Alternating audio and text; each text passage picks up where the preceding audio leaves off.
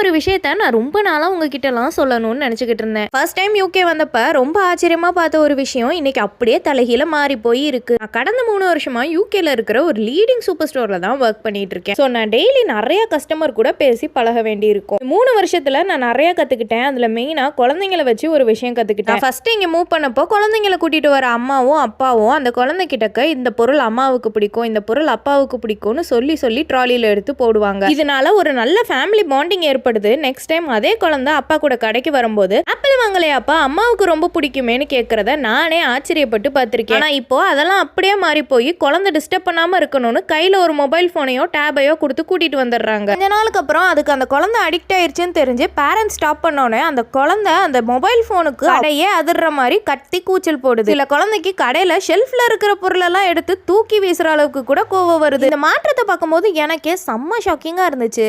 இன்னொரு வீடியோல மீட் பண்றேன். அது வரைக்கும் டாடா பை.